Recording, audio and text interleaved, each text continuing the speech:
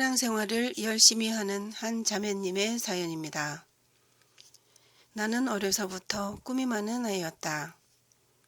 초등학교 때 미술부에 들어가면서 화가가 되겠다는 생각으로 열심히 그림을 그리다가 미술 선생님이 전근을 가시게 되어 화가에 대한 꿈을 접었다. 판사가 되고 싶기도 하고 선생님도 되고 싶고 보자기를 둘러쓰고 수녀님 놀이를 하면서 수녀님이 되고 싶다는 생각도 했다. 한우물을 파지 못하고 이 생각 저 생각으로 꿈의 날개를 펴고 날아다녔다. 중학교 때는 개신교 다니는 아이들이 성경에 대해 얘기할 때 나도 예수님을 믿는 사람인데 성경도 모르면 안 되지 하면서 신약 성경을 통독해 다 읽은 기억이 난다. 주님의 말씀 중에서 남을 판단하지 말라는 말씀을 들으며 판사는 되지 말아야겠다고 생각했다. 고등학교 때는 부모님과 떨어져 살면서 오빠네 집에 사는 것이 참으로 힘든 날이 많았다.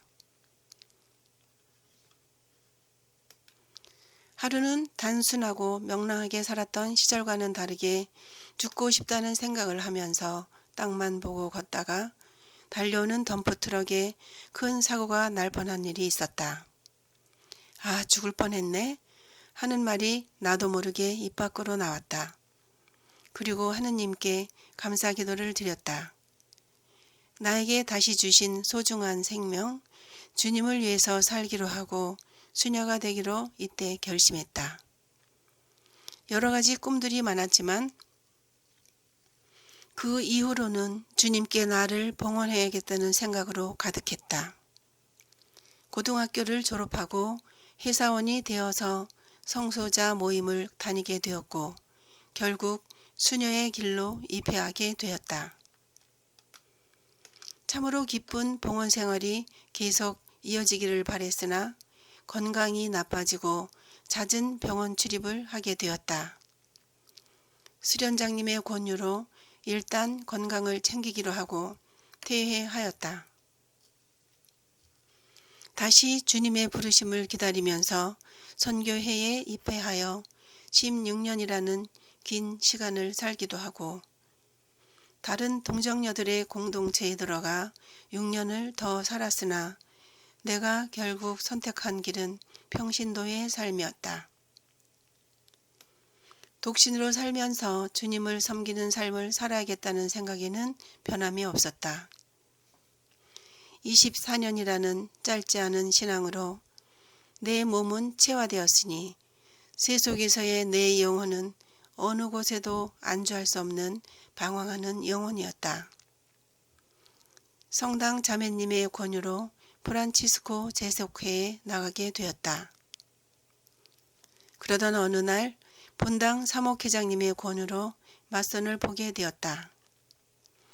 노년에 혼자 계신 엄마와 함께 생활하다 보니 엄마의 걱정이 그대로 나에게 전달되어 몇 차례 거절하다가 만남을 수락하고 말았다.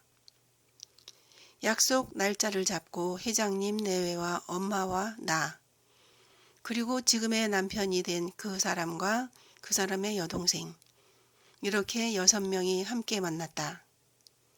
그 사람은 키도 작고 나이도 많고 부자도 아닌 것 같았다. 내 마음을 끄는 것은 하나도 없었다. 그래서 식사 후에 단도직입적으로 내 의사를 표현했다. 나이도 많으시고 나는 아직 결혼 생각이 없다.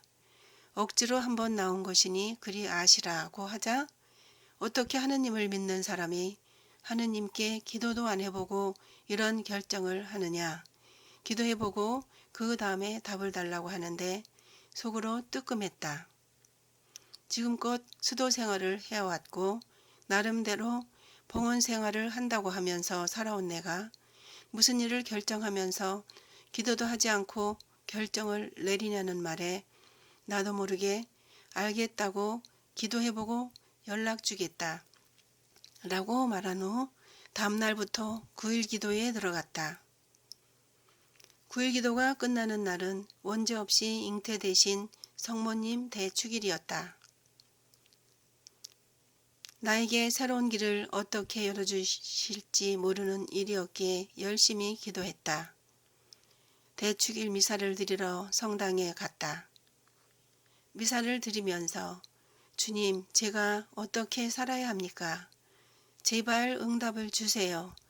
라는 간절한 마음으로 미사를 드리던 중 성체 거양을 하면서 예수님을 바라보는데 주님의 음성이 들리는 듯하였다.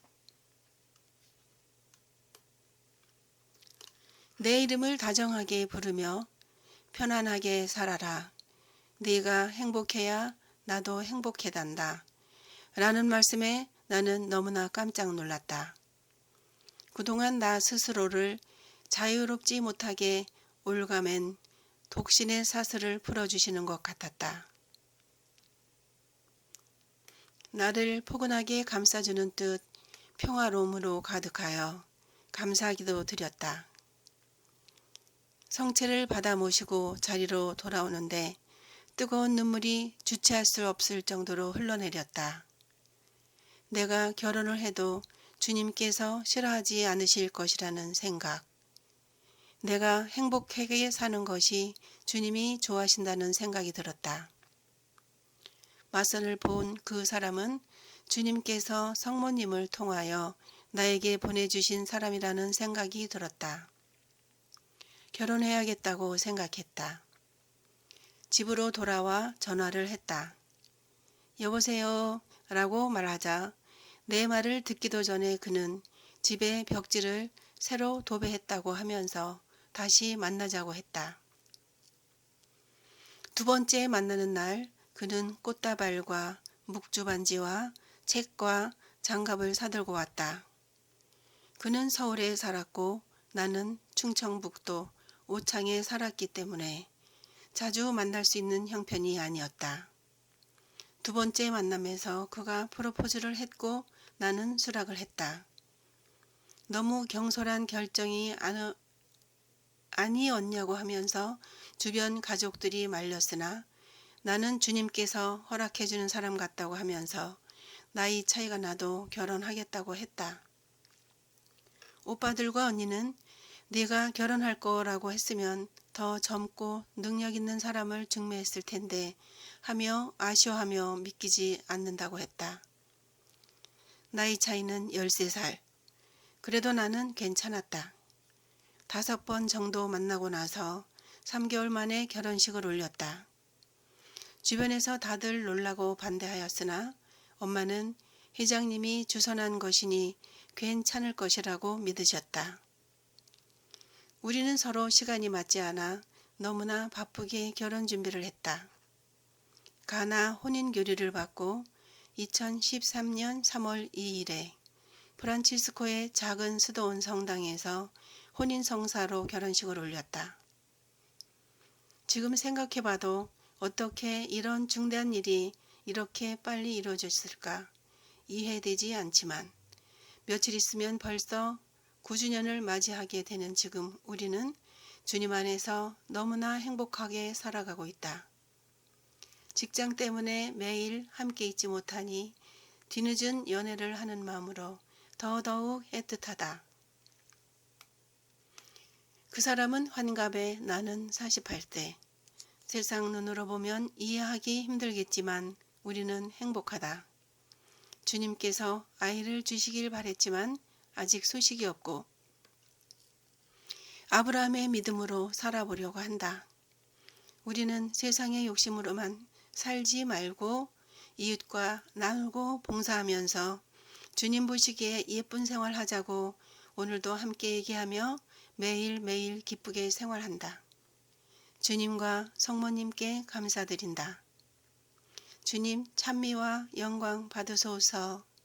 원죄 없이 잉태되신 성모님 사랑합니다.